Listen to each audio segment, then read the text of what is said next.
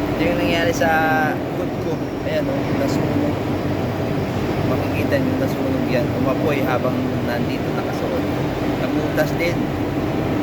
Ayan, butas.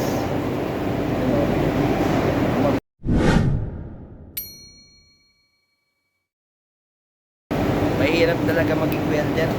Maraming mga pwedeng aksidente yung mangyari. Tulad ngayon, muntikan na masunog yung leg ko. Ito yung nangyari oh. Kaya meron akong bagong hood. Kasi ito yung nangyari sa hood ko. Ayan oh, nasunog. Makikita nyo, nasunog yan. Umapoy habang nandito nakasuot. Umapoy. Kasi medyo mayroon na siyang medyo luma na kasi. Pag ganito na, dito sa kabila, ganyan na. Yan, pag natalsikan niya ng spata or baga, spark, pwedeng masunog. So, ito nangyari. Kaya may bagong gumusukin. Hindi lang yun. Yung apoy niya, tumagos pa hanggang sa uniform ko. Kaya bago rin yung uniform ko ngayon. Ito yung uniform ko. Tumagos din siya sa balikat. Kung makikita yung balikat yan. So, dito siya, umapoy. Kaya yan yung balikat nangyari. Nabutas din. Ayan, butas. Umapoy siya. Ayan, nabutas. Naramdaman ko umiinit na yung balikat ko kaya hinubad ko agad. Buti na lang marami kong suot na t-shirt. Kasi winter ngayon, malamig. Marami kong suot na t-shirt. Actually, nabot pa yung t-shirt ko. Nabutas. Yung t-shirt nabutas, tapos mayroon pa akong warmer. Isang layer ulit ng warmer. Inabot din. Ayan, butas din konti. And then, meron pang another t-shirt, hindi na inabot. Ayan. Yung unang damit, pangalawang damit, hindi na tinagos. Yung pangatlo, tinagos ng konti. And then, ito yung pang-apat ko. Ayan. Medyo malaki yung butas. And then, mayroon pa akong isa pang ganito. Dalawa kasing suot ko na ganito. Yung pang summer na ganito. Tapos pang winter, ito pang winter to, makapal, yung pang summer nabutas din, kaya hinubad ko na. So, ang suot ko kasi, apat na dito, shirt, na long sleeve, may long sleeve na isa, tapos tatlong t-shirt, isang long sleeve na shirt, tapos yung pang winter namin, yung pang summer, manipis, tapos ito pang winter, kaya yun yung suot ko, kaya makapal.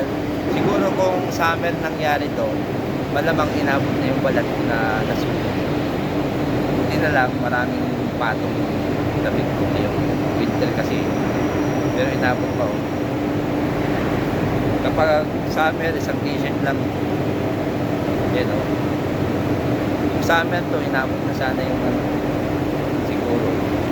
Pero buti na lang, medyo naramdaman ko umiinit kasi parang mainit ka ako yung balikat ko. Yun yung una kong naisip, baka nasusunog na yung yung socket na.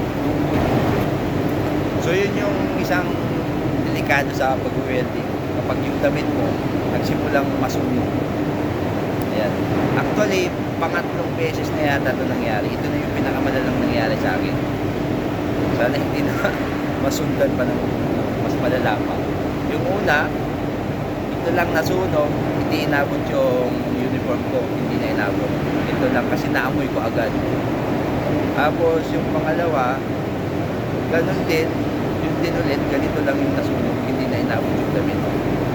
Pero ngayon, ang nasunog na isa, itong hood ko, itong hood, tapos isang uniform na makapal, tapos isang uniform pa na manipis, tapos dalawang t-shirt yung nabutas. Yun yung delikado sa welding. Isa na yun sa delikado sa trabaho ng welder na kailangan natin pag-ingatan. Okay guys, sana ay meron kayong natutunan sa konting video na to na pag-welding talagang delikado, kailangan natin pag-ingatan. Kailangan tingnan natin yung damit niyan, medyo may button na lumalabas dito. pag ganito na, medyo delikado na kasi yan. Kasi medyo ano na siya.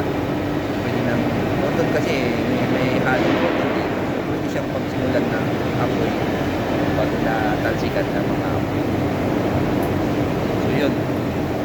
Kaya ingat tayo mga kasama nating welder, mga OFW na welder. Ingat tayo sa ganitong trabaho. Kailangan talaga doon ingat. Kasi kailangan natin yung katawan natin na hindi tayo saktan. Okay lang mapagod, pahinga lang yun. Yung ma-injured ka, karoon ka ng injury, hindi ka makapasok, yung mahirap.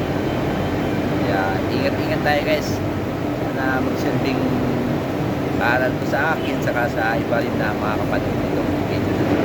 Okay guys, yung lang namin, so magkakape muna ako. Hindi muna itong kape. Baka lumamig na. Okay, hanggang sa muli. Salamat sa panonood. Bye-bye.